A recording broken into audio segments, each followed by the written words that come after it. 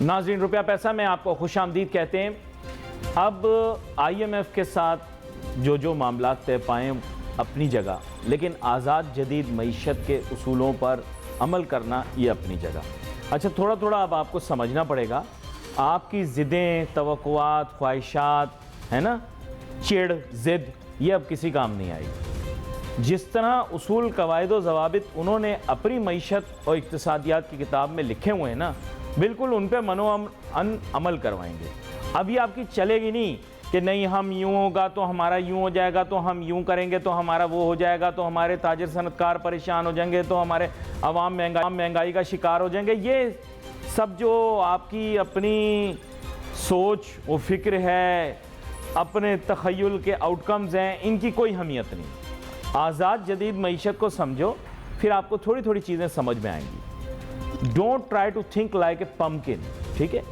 آزاد جدید معیشت کی یہ ضرورت ہے کہ بینکاری نظام کے اندر جو منافع ہے، آپ کی مرضی، آپ اس کو سود کہہ لو، یا اگر آپ کوئی شرعی معاملہ اسے بنانا چاہتے ہو تو پھر اس کے متعلق جو ہے، اور بنانا بھی چاہیے، تو آپ ان کی رائے لو جو ماہرین ہیں۔ میں اس کے لیے جو الفاظ استعمال کر رہا ہوں اپنے حساب سے استعمال کر رہا ہوں، ٹھیک ہے؟ تو بینکاری نظام میں جو منافع کی شرح ہے وہ مہنگائی کی شرح سے زیادہ ہونا لازمی، ٹھیک ہے؟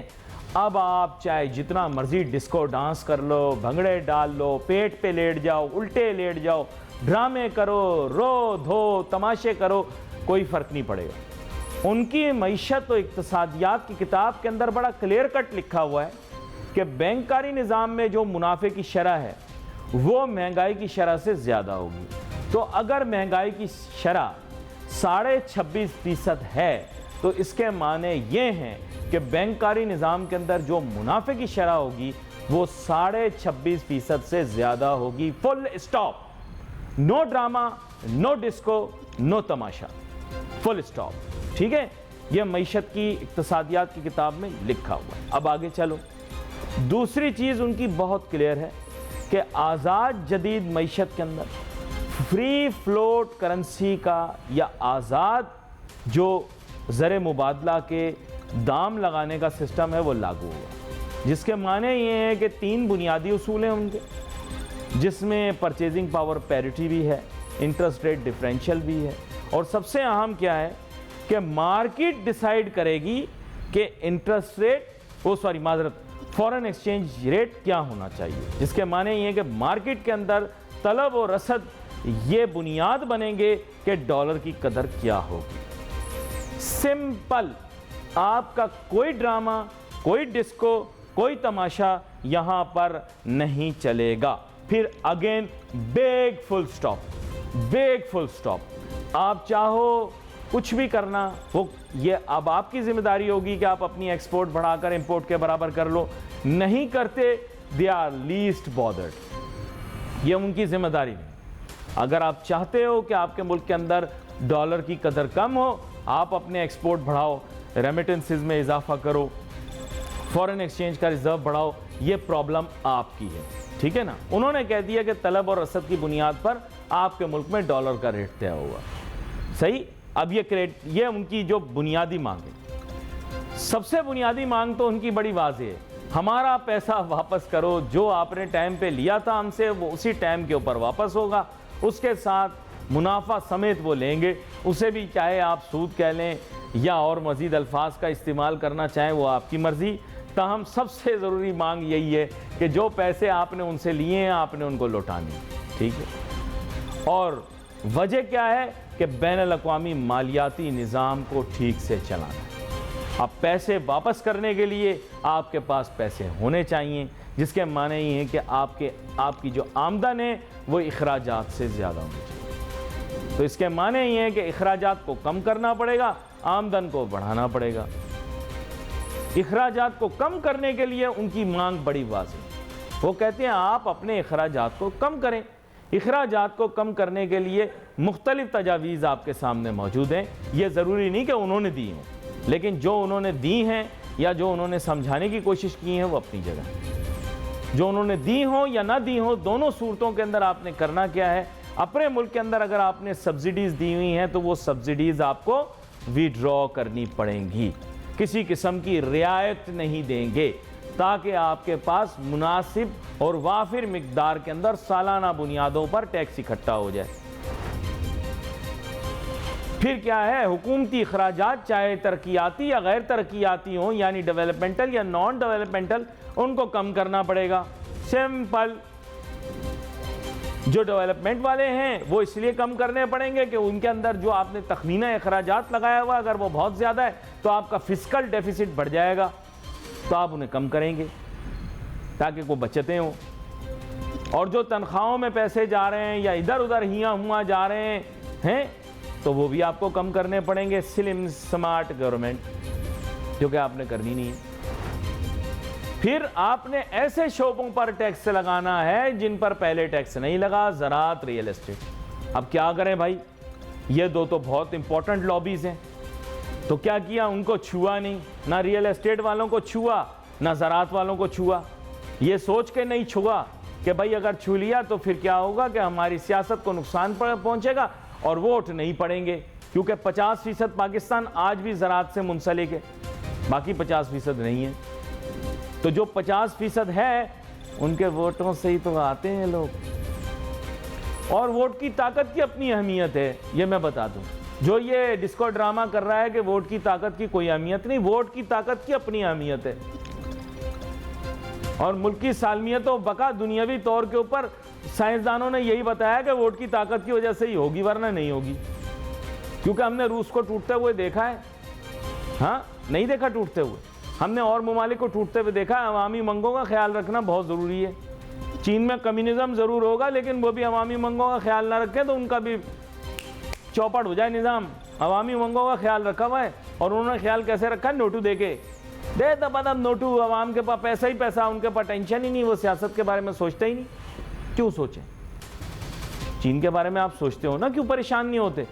بھئی پہلے ان لوگوں کا کھانا نہیں تھا کھانے کو، اب آزاد جدید معیشت کے مزے لے لیے، کہتے خود کو کمیونسٹ ہیں اور آزاد جدید معیشت کے اصول اپنائے، خوب دبا کے پروڈکشن کر رہے ہیں، خوب منافع کما رہے ہیں، عوام کو دے رہے ہیں، لوگوں کے پاس خرچہ ہے، پیسہ ہے، خوش ہیں لوگ، ٹرینیں، بسیں، ٹرک ہیں، ہر دنیا کی سواریاں ہیں وہاں پہ، بہترین گاڑیاں چل رہی ہیں، ہر ایک کو سستی لائف سٹائل دی ہوئی ہے، لو بھائی لوگ خوش ہیں۔ نوکری ملے تو بندے کے پاس ٹائم کہاں ہوتا ہے سیاست کے بارے میں سوچنے۔ بے روزگار آدمی زیادہ سیاست کے بارے میں سوچتا ہے، دیکھیں جتنے بے روزگار لوگ ہیں سیاست میں لگے ہوئے ہیں، سمجھ تو آپ گئے ہوں گے۔ خیر مجھے کہنے کی ضرورت نہیں ہے، اب آپ لوگ ان چیزوں کو سمجھ جائیں، آئی ایم ایف کی بات ماننی پڑے گی، ایسے نہیں ہو سکتا کہ ہم بغیر مانے کام چلا لیں گے، نہیں چلے گا۔ حیرانگی کی بات یہ ہے کہ ہم یہ ساری بات آپ کے سامنے پیش کر دیتے ہیں کہ آئی ایم ایف کیا چاہتا ہے، معاشیات کی کتابوں میں کیا لکھا ہے، اقتصادیات کی کتابوں میں کیا لکھا ہے، بین الاقوامی جدید آزاد معیشت کے دور میں کیا اصول، قواعد و ضوابط ایسے ہیں جن کو توڑا نہیں جا سکتا، ان کو یہ لوگ as a natural law consider کرتے ہیں۔ انفارچونیٹلی کہنا نہیں چاہیے، اللہ معاف کرے، ویسے تو معیشت کے اصول وقت کے ساتھ ساتھ بدلنے چاہیے، لیکن یہ محقق کہتے ہیں کہ صاحب جو ہم نے کہا بس یہی کریں اب آپ۔ اب اس معاملے میں تو ہمیں کوئی ایسا شخص چاہیے جو معیشت کو بڑے اچھے طریقے سے سمجھتا ہو، اسی لیے ہم نے ڈاکٹر فروخ سلیم صاحب کو دعوت دی ہے، جو پاکستان کی معیشت کے متعلق میں کہوں گا کہ مطالعہ بھی انہوں نے بہت کیا ہوا ہے، گرفت بھی رکھتے ہیں اس موضوع پر، اور گراؤنڈ ریئلٹیز کو بھی سمجھتے ہیں، اور کافی پروگراموں میں انہوں نے لو ہینگنگ فروٹ کے بارے میں بات کی ہے، لیکن حکومت پتہ نہیں کیوں چھلانگیں مار مار کے لو ہینگنگ فروٹ کو چھوڑ کے مشکل جگہوں پر لٹکے پھلوں کو توڑنا چاہ رہی ہے۔ ویلکم کرتا ہوں آپ کو شو میں ڈاکٹر فروخ سلیم صاحب۔ پتہ نہیں فروخ سلیم صاحب، آپ جب لو ہینگنگ فروٹ کی بات کرتے ہیں نا تو میں آپ کو بتاتا ہوں، ایک درخت ہوتا ہے، درخت سمجھ لیں، بش کہتے ہیں ویسے ہمارے ہاں تو اس کو، لیکن پاکستان کے اندر درخت کہہ دیتے ہیں، وہ ہے کسٹرڈ ایپل کا، یہ شریفے کا درخت ہوتا ہے، یہ کوئی سیاسی درخت نہیں ہوتا، نام بس اس کا شریفہ ہے، بڑے مزے کا پھل ہوتا ہے، گورے اسے کسٹرڈ ایپل کہتے ہیں۔ تو صاحب وہاں پر یہ ہے کہ لو ہینگنگ فروٹ کی قدر نہیں ہوتی، بلکہ جو پھل دکھ جائے اس کو کھا لیں آپ۔ یعنی مسئلہ یہ ہے کہ شریفے کا جو درخت کہہ لیں، پیڑ کہہ لیں، بش کہہ لیں، اس میں شریفہ جو ہے کمپلیٹلی کیموفلاجڈ ہوتا ہے، تو مسئلہ یہ ہے کہ آپ کے معیشت دان جو ہیں وہ لو ہینگنگ فروٹ کو چھوڑ دیتے ہیں، جو ان کو دکھ جاتا ہے چاہے وہ کہیں پر بھی ہو وہ اسے توڑنے کی کوشش کرتے ہیں. تو آئی ایم ایف نے تو اصول قواعد و ضوابط بتا دیے، آپ نے آن ریکارڈ کہہ دیا کہ جناب، آپ کی بات نہیں کر رہا، ان کی بات کر رہا ہوں، آن ریکارڈ انہوں نے کہہ دیا کہ جناب ہم زراعت کے شعبے کو چھوئیں گے نہیں، ریل اسٹیٹ کو ہم ہاتھ نہیں لگائیں گے، پریشان مت ہوئیے گا، گھبرائیے گا نہیں، اور انٹرسٹ ریٹ کو فی الحال ہم نہیں بڑھاتے، ہم اپنی جگہ کے اوپر چھوڑ دیتے ہیں، مہنگائی ہم نے قابو کر لی ہے، جس کے اوپر بچے ہنس ہنس کے پاگل ہو گئے، اور بہت ساری خواتین تو کہنے لگیں کہ اب ہم زہر لینے کے بجائے اگلی دفعہ مانیٹری پالیسی کی تقریر سن لیں گے، کہیں ایسے اتنے جھوٹ ہو کہ ہم برداشت کر سکیں معذرت کے ساتھ. تو مجھے آپ بتائیے گا کہ جناب یہ شریفے کے درخت کہاں لگے ہوئے ہیں اور کیوں آپ شریفے درختوں کے پیچھے پڑے ہوئے ہیں؟ جی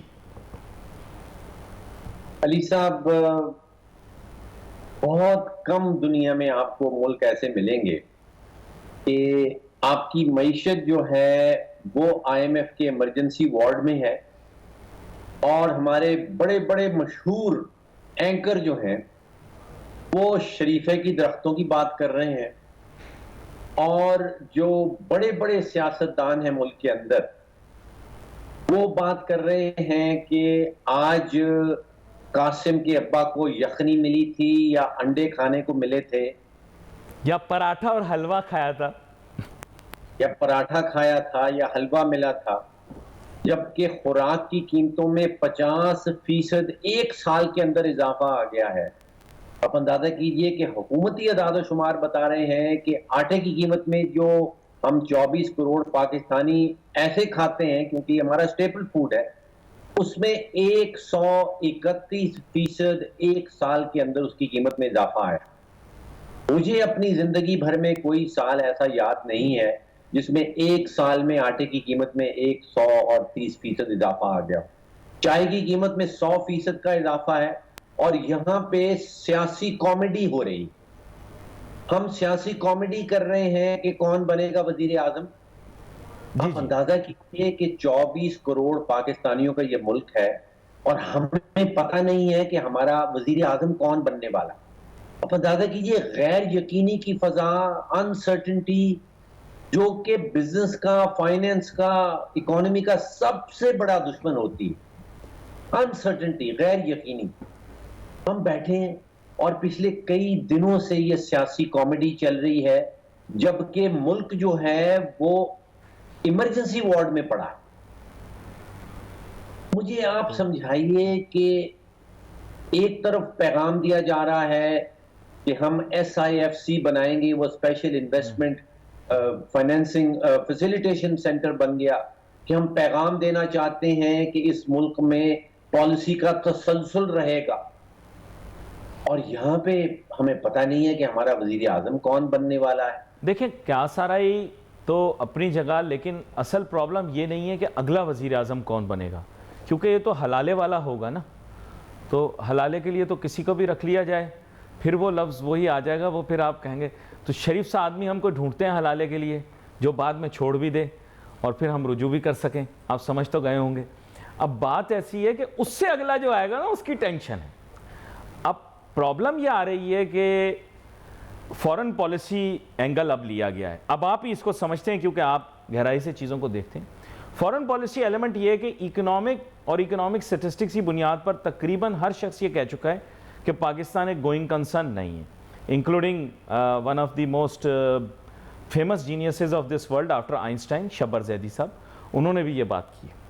تو بات کچھ ایسی ہے کہ فورن پالیسی اینگل چینج ہو گیا. آپ اب دیکھیے گا خبروں میں بھی آ رہا ہے کہ اب آپ کو اپنی افغان پالیسی چینج کرنی ہے اور عریبین پیننسولا کے اندر اپنی پالیسی چینج کرنی ہے.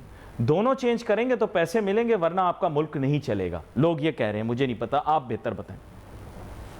یہ سب دو باتیں. پہلی بات تو آپ نے ٹرم استعمال کی گوئنگ کنسرن، جی جی، تو میرا خیال ہے کہ شبر زیدی صاحب نے استعمال کی تھی. اور شبر زیدی صاحب کیونکہ ایک اکاؤنٹنٹ ہیں، وہ جو کمپنیز ہوتی ہیں ان کے اکاؤنٹس کو آڈٹ کرتے ہیں، اور کمپنیز کے بارے میں یہ کہا جاتا ہے کہ it's no longer a going concern. یہ ملکوں کے بارے میں نہیں کہا جا سکتا، خاص طور پہ پاکستان کے بارے میں یہ نہیں کہا جا سکتا. دیکھیے 350 ارب ڈالر کی یہ معیشت ہے، اور ٹوٹل لون جو ہے بیرونی قرضہ وہ ہمارے اوپر 135 ارب کا ہے۔ مسئلہ یہ نہیں ہے کہ قرضہ کیسے واپس کرنا ہے، مسئلہ آ رہا ہے یہ بالکل بڑا لون نہیں ہے۔ کوئی بھی دنیا کا ملک جو ہے وہ جب قرضہ لیتا ہے وہ قرضہ واپس دینے کے لیے نہیں لیا جاتا، وہ ری فائنینس ہوتا ہے۔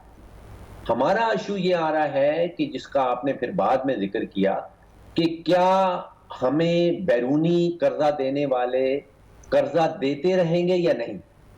یہ سروس کرنا کوئی بڑی بات نہیں ہے، یہ بہت بڑی اکانومی ہے، 135 ارب ڈالر کا قرضہ سروس کرنا کوئی بڑی بات نہیں۔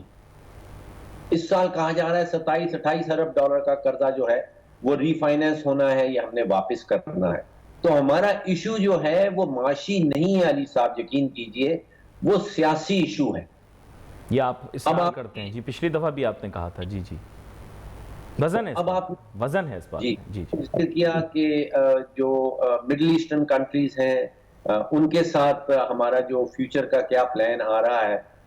دیکھیے ایک بات بڑی واضح طور پہ سامنے آ رہی ہے کہ اگر سیاستدان پاکستان کے پرابلمز دور نہیں کر پائیں گے تو سیاست اور فیصلہ سازی میں ایک تفریق کر دی جائے گی۔ آپ سیاست کرتے رہیں لیکن فیصلہ سازی آپ کے پاس نہیں رہے گی۔ وہ تو پہلے بھی نہیں تھی، نہیں ایسے موضوعات جس میں ملکی سالمیت انوالوڈ ہو وہ تو نہیں تھی نا۔ دیکھیں بات یہ ہے کہ ہر آدمی کلیم کرتا ہے کہ میں بڑا چودھری ہوں، لیکن حقیقت بات یہ ہے کہ ہمارے ہاں بہت سارے ایسے ایریاز ہیں جہاں پہ پولیٹیشنز کو ہم الاؤ نہیں کرتے کہ وہ پالیسی میکنگ کریں، اور کرنی بھی نہیں چاہیے کیونکہ ان کی انٹلیکچول پوٹینشل اور کیپیسٹی اتنی ہے نہیں، انفارچونیٹلی۔ اچھا اس چیز سے تو میں بھی ایگری کرتا ہوں کہ آئسولیشن کوئی چیز نہیں ہو سکتی، پولیٹیکل اکانومی یعنی سیاست بھی معیشت بھی جڑی ہے، لیکن افسوس کی بات یہ ہے کہ ہمارے ہاں بہت سارے لوگ آئسولیشن اس کے بارے میں سوچتے ہیں۔ ڈاکٹر فاروق سلیم صاحب نے پہلے بھی پروگراموں کے اندر کافی مرتبہ کہا، ابھی بھی کہا کہ ہمارا جو ایشو ہے وہ پولیٹیکل نیچر کا ہے۔ انفارچونیٹلی پرابلم یہ ہے ڈاکٹر فاروق سلیم صاحب کہ we are not mature as a nation, اور سانوں نا بندہ نہیں لبدا، تو جیڑا لبدا ہے وہ پھر اس کے اور زیادہ کچھ پرسنالٹی ایشوز ہوتے ہیں جس کی وجہ سے وہ ہمیں سوٹ نہیں کرتا۔ اب let's say for example if we are to choose a policy maker, a visionary in the field of finance, so the person we found was maybe, I don't want to name the PTI, they chose Asad Umar, a corporate leader as a finance minister, and of course you know what he did to the economy, he dashed it up.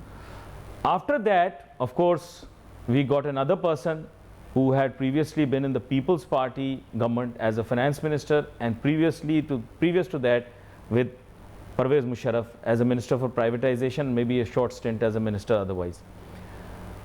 Third one was also a former People's Party minister, but then he changed, I don't know, changed his loyalties or maybe aligned his loyalties with the PTI.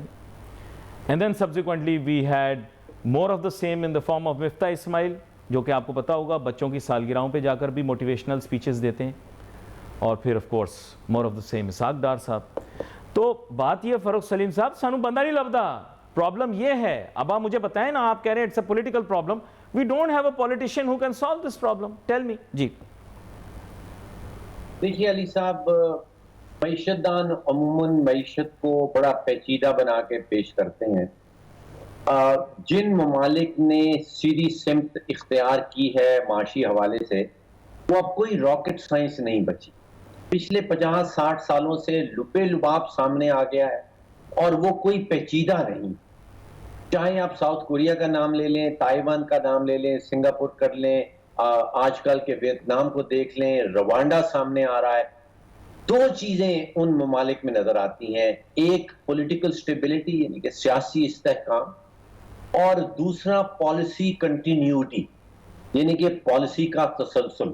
تیسری چیز نہیں چاہیے، ہمیں بندہ نہیں چاہیے، ہمیں policy کا تسلسل چاہیے اور ہمیں اس کے ساتھ سیاسی استحکام چاہیے۔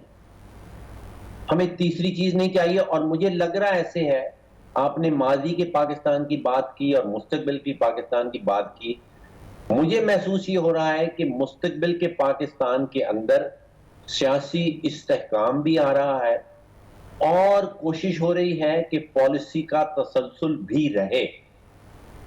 اب جو سیاسی گورننس ہے, پولیٹیکل گورننس, اس کو بدلنا ہوگا یا اس کو خود سے اپنے اندر تبدیلی لانی ہوگی. جو اکنامک گورننس ہے اس میں تبدیلی آنا شروع ہو گئی ہے. تو یہ دو تبدیلیاں مجھے مستقبل کے پاکستان کے اندر نظر آ رہی ہیں, پالیسی کنٹینیوٹی اور پولیٹیکل سٹیبلٹی. اور یہ وہ آپ جس کو ہمیشہ ہم کہتے ہیں کہ light at the end of the tunnel, یہ وہ لائٹ نظر آنا شروع ہو گئی.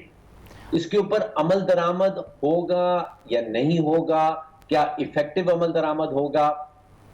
اب بہت سارے فیصلے جو ہیں جو ماضی میں آپ سمجھیے کہ سیاسی لوگ لیا کرتے تھے, وہ شاید ان کے ہاتھ سے چلے جائیں گے. اچھا, لیکن میں آپ کو بتاتا ہوں, سب سے جو امپورٹنٹ جنگ ہوتی ہے نا, وہ ہوتی ہے پرسنل سروائیول کی جنگ. آئی بی ویری فرینک, ٹھیک ہے. یہاں پر مختلف لوگوں کے پرسنل سروائیولز انوالوڈ ہیں, پولیٹیشنز انکلوڈیڈ. تو بات یہ ہے کہ جب پرسنل سروائیول کی بات آئے گی تو everyone will think about their survival professionally اور in whichever domain they are operating. A politician is assuming that their political survival will be because of a certain reason. میں ویسے آپ کو بتا رہا ہوں, اب تو گورنمنٹ چلی گئی نا, چلی گئی بھائی, چلی گئی نا, ختم, بس ٹاٹا, فنش, بائے بائے. تو اب پرابلم یہ ہے کہ now they are assuming کہ اب ہم سروائیو کر رہے ہیں, مطلب they are now building castles in the sky. جن کے اوپر یہ ریلائی کر رہے ہیں وہ ان کے اوپر اب ریلائنٹ نہیں ہیں. دیکھو بڑی کنفیوزنگ سچویشن کریٹ ہو گئی. آپ جو کہہ رہے ہیں نا continuity of policy, that means اب وہ کسی اور سے ریلیٹڈ ہے. یہ اب ان کے تخیل میں ہے کہ ہم ان کی ضرورت ہیں, ہم ان کی مجبوری ہیں. جیسے ایک آدمی کو پہلے لگتا تھا کہ میں ان کی ضرورت ہوں, میں ان کی مجبوری ہوں. اب نہ وہ ان کی ضرورت ہے نہ مجبوری ہے. آپ سمجھ گئے ہوں گے, میں اشاروں سے سارا کچھ بتا رہا ہوں. لیکن ابھی جو موجودہ حکومت اتری ہے نا, یہ بھی اس خیال کی غلام بنی ہوئی ہے کہ ہم ان کی کمزوری ہیں, ہم ان کی مجبوری ہیں. تو آپ نے بہت بڑے راز پہ سے پردہ اٹھا دیا ہے کہ اب یہ دونوں چیزیں علیحدہ علیحدہ ہو جائیں گی, سیاست و اختیار. صحیح کہہ رہا ہوں میں؟ جی دیکھیے, بدلنا ہے پولیٹیکل گورننس کو اور اس کے طریقہ کار کو اور اکنامک گورننس کو, جس کو ہم کہتے ہیں کہ ایویڈنس بیسڈ ڈیسیژن میکنگ. خاص طور پہ معاشی پالیسی جو ہے وہ ثبوت کے بنیاد پہ بنانی ہے, وہ سیاست کی بنیاد پہ نہیں بننی. اور آپ ایکچولی ادارے دیکھ رہے ہیں جو آپ کے سامنے آ رہے ہیں, اور وہ ادارے یہ پیغام دینا چاہتے ہیں نہ صرف پاکستان کے اندر سرمایہ کاروں کو بلکہ دنیا بھر کے سرمایہ کاروں کو, کہ ایک تو اجازت نہیں دی جائے گی سیاسی عدم استحکام کی, انتشار پھیلانے کی, کیوس پھیلانے کی. اور دوسرا یہ کہ پالیسی کے تسلسل کے پیچھے پاکستان کے جن کو ہم پرماننٹ ادارے کہتے ہیں وہ کھڑے ہوں گے. یہ آپ نے دیکھ لیا. میں نے ایک چیز سیکھی, آپ میرے سے زیادہ دنیا گھومے ہوئے ہیں, سمجھے ہوئے چیزوں کو, کہ انسان جب بھی جاتا ہے نا کسی کے ساتھ بھی نیگوشیٹ کرنے, کسی کارپوریٹ انٹیٹی کے ساتھ, کسی انسٹیٹیوشن کے ساتھ, تو وہ ایک کہتا ہے where is the boss, take me to your leader. جیسے ایک بڑی فیمس آپ کو یاد ہوگا نا, ایک زمانے میں آتا تھا امریکہ میں کارٹون بنا ہوتا تھا, اس میں there used to be a green man who used to say take me to your leader.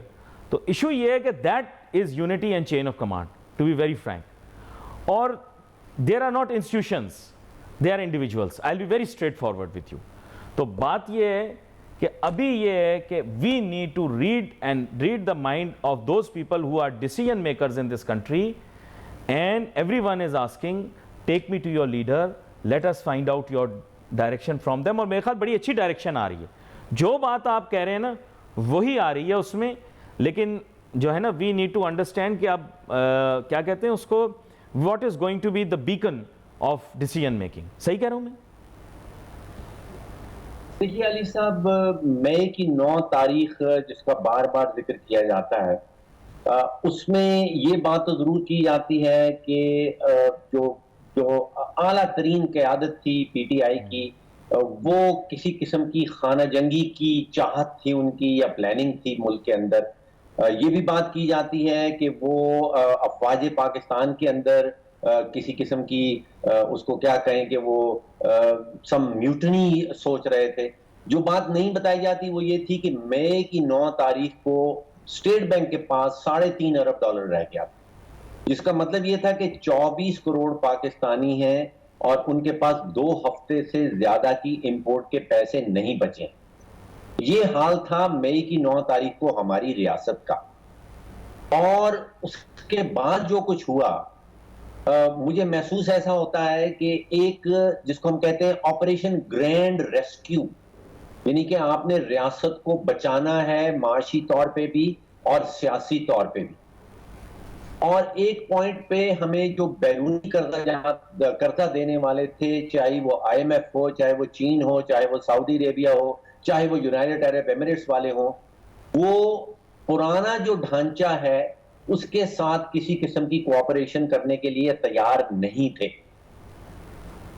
اور اس کے بعد پھر ہم نے دیکھا کہ وہ جس کو ہم ریکنفیگریشن آف دا اسٹیٹ کہتے ہیں، یعنی کہ تبدیلی لائی جا رہی ہے پولیٹیکل گورننس کے اندر بھی اور اکنامک گورننس کے اندر بھی، اور بڑی شدید اور انٹینس قسم کی جس کو کہا جاتا ہے ملٹری ڈپلومیسی.